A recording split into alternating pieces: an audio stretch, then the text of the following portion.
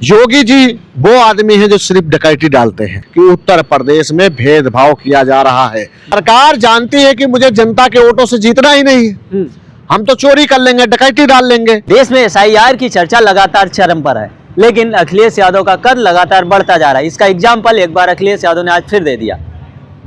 लखनऊ की मलियाबाद विधानसभा में विजय वर्मा की 14 तारीख को ब्रेन हेमरेज से मौत हो जाती। जो बीएलओ थे उनके परिवार को बुलाकर अखिलेश यादव ने सीधे तौर पर 2 लाख की मदद की और भी मदद करने का आश्वासन दिया। लेकिन सवाल ये उठता है कि सरकार आगे क्यों नहीं आ रही, सरकार के एम्प्लॉय थे, सरकार क्यों नहीं आ रहे। चाहे बीएलओ में करीब 25 जाने जा चुकी हैं, लेकिन सरकार का कोई भी स्टैंड नहीं आया। अखिलेश यादव ने सीधे तौर पर कहा है कि हम जो भी बीएलओ की एसआईआर के दौरान बीएलओ की मौत हुई उनको हम 2 लाख रुपए मदद करेंगे और सरकार से ये आग्रह करते हैं कि इनकी परिवार की 1 लाख रुपए की मदद और सरकारी नौकरी से मदद की जाए। हमारे साथ समाजवादी पार्टी के नेता दारा सिंह यादव हैं, उनसे समझते हैं कि ये एसआईआर में क्या चल रहा है और अखिलेश यादव क्या जो ये स्टैंड लिया उस पर क्या कहना चाहेंगे। सर पहले तो आपका बहुत बहुत स्वागत। जी बहुत बहुत धन्यवाद नितिन जी।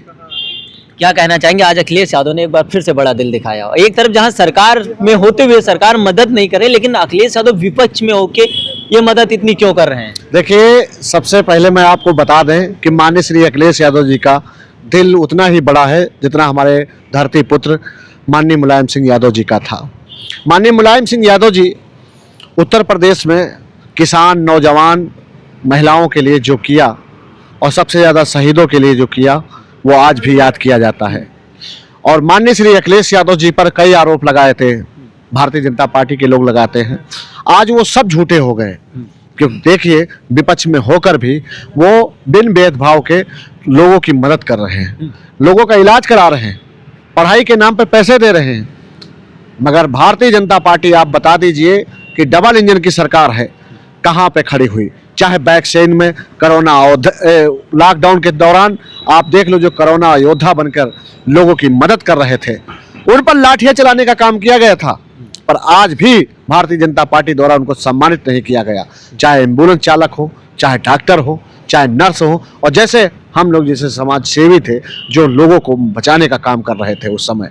लेकिन मेरा सवाल ये, अखिलेश यादव ने आज विजय वर्मा के परिवार को बुलाकर 2 लाख की मदद की। सरकार ने अपना सीधा पल्ला झाड़ लिया है कि वो छुट्टी पर थे, ड्यूटी पर थे ही नहीं, उसकी मौत बीएलओ के तौर पर होती है, और अखिलेश यादव ने मदद किया और सरकार कोई मदद नहीं करी। इसके पीछे क्या वजह है। देखिए जो लेना जानता है, जो छीनना जानता है, जो चुराना जानता है, जो डकैती करता जानता है, वो किसी की कदर नहीं कर सकता है।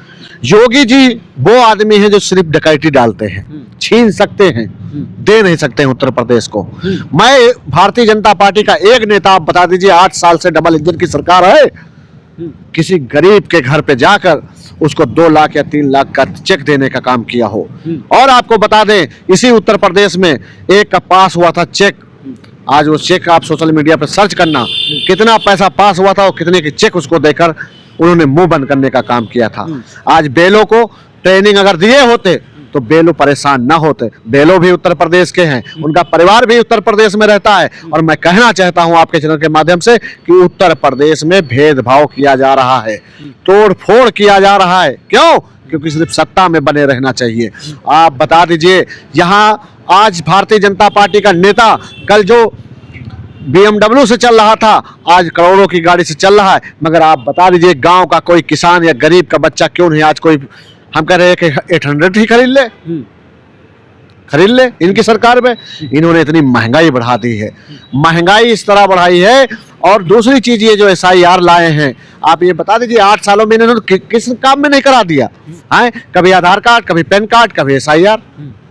तो ये कोई ना कोई बड़ा खेल खेलते हैं, उसके बाद किसानों को, नौजवानों को, पीडीए के लोगों को ये सिर्फ गुमराह करने के लिए कोई ना कोई योजना बदल लाते रहते हैं। और वो योजना जनहित में नहीं होती है, देश हित में नहीं होती है। इनकी एक एक योजना के बारे में देख लीजिए, आप रिकॉर्ड देख लीजिए, उस रिकॉर्ड में आदमी ही मरा है। आप बताइए नोटबंदी में कितने लोग मरे थे, आंकड़ा होगा आपके पास। लॉकडाउन में कितना आदमी मरा, आपके पास आंकड़ा होगा। किसान का एक लाए थे कानून, उसमें कितना किसान मरा, आपके पास आंकड़ा होगा। आप बता दीजिए महाकुंभ जो कराए हैं उसमें इंसान कितना मरा होगा, उसका आंकड़ा होगा आपके पास। लेकिन सवाल ये कि एसआईआर में बीएलओ 25 बीएलओ की मौत अभी तक हो चुकी है, लेकिन सरकार इस पर मौन क्यों है? सरकार क्यों स्टैंड कोई नहीं ले रही है? सरकार जानती है कि मुझे जनता के वोटों से जीतना ही नहीं है, हम तो चोरी कर लेंगे, डकैती डाल लेंगे। आप एक बार बता रहे हैं, मैं अभी से आपसे मांग कर रहा हूं कि अगर 2027 में चुनाव उत्तर प्रदेश में होगा तो 3 महीने पहले यहां से जितना विदेशी है उसको भारत से बाहर किया जाए, और जब तक चुनाव पूरा फाइनल ना हो जाए विदेश से कोई यहां आ ना पाए। भारतीय नागरिक आए और विदेशी ना आए, यूक्रेन, रसिया जैसे, अमेरिका, लंदन से कोई हमारे देश ना आए। लेकिन इसीलिए तो ये एसआईआर करवाया जा रहा है कि बाहरी वोटर है उसका वोटर लिस्ट से नाम काट दिया जाएगा। जो बांग्लादेशी, पाकिस्तानी या तमाम ऐसे देशों का नाम लिया जा रहा है जिनके वोटर्स यहाँ बसे हुए हैं। क्या लगता है उत्तर प्रदेश में कोई बाहरी होगा? और होगा तो 2014 से आप केंद्र में सरकार है, रक्षा मंत्री आपका है, गृह मंत्री आपका, क्या कर रहे थे? और आप बताइए बिहार में एसआईआर कराए, कितने लोग बाहर गए? 65 लाख लोगों के वोट कटे। नहीं, सूची बताए ना, कितने लोग कटे हैं ना, बाहरी कितने निकले ये तो आंकड़ा देना। काटना भाई, काटना दूसरी बात है, और आपने बाहर कितने लोगों को किया बिहार से, ये कितने इम्पोर्टेंट बात है, ये बताओ ना। तो बात ये है कि देखिए, यहाँ के लोगों को काटने वाले हमें ये बता दे कि सीमा हैदर का एसआईआर होगा तो उनका 2003 का रिकॉर्ड किसका दिया जाएगा? उसमें मोदी जी का भरा जाएगा कि योगी जी का? और योगी जी मुख्यमंत्री हैं उत्तर प्रदेश के, उनका एसआईआर कहाँ होगा? उत्तराखंड में कि उत्तर प्रदेश में? बड़ा सवाल है ये, बड़ा, और पूछ रहा हूँ, दे जवाब भारतीय जनता पार्टी वाले। और सुनिए, जब हम निर्वाचन आयोग से सवाल कर रहे हैं तो भारतीय जनता पार्टी के प्रवक्ता और नेता क्यों बीच में आ रहे हैं, और जब हम भाजपा से पूछ रहे हैं तो कह रहे हैं निर्वाचन आयोग से पूछो। ये बड़े सवाल के जवाब कौन देगा हमें? अच्छा, एक आखिरी सवाल आपसे कि एसआईआर को लेकर समाजवादी पार्टी लगातार एक्टिव है, लेकिन भाजपा सत्ता में है, उसे भी चुनाव लड़ना है, कांग्रेस को भी चुनाव लड़ना है, बीएसपी को भी चुनाव लड़ना है, ये पार्टियां एसआईआर को लेकर क्यों नहीं एक्टिव हो रही? देखिए, इनको ये सब उटकटवा गैंग हैं जिनके नाम ले रहे हैं। मैं कह रहा हूं कि भारतीय जनता पार्टी को मैं शुरू में ही पूछा था, जिस दिन एसआईआर लागू हुआ था, कि भाजपा के लोग क्यों नहीं आ रहे हैं। मैं आपके चरण के माध्यम से अभी भी बता रहा हूं, अगर सोए हो तो जगाने आया हूं, मैं तुम्हारा वोट बचाने आया हूं। अगर बचना है इस देश में रहने के लिए तो मेरी बात मानो, एसआईआर फार्म भर दो, नहीं तो ये पहले आपका वोट काटेंगे, फिर आपकी नागरिकता छीनेंगे, और उसके बाद आपकी संपत्ति किसी और को दे देंगे।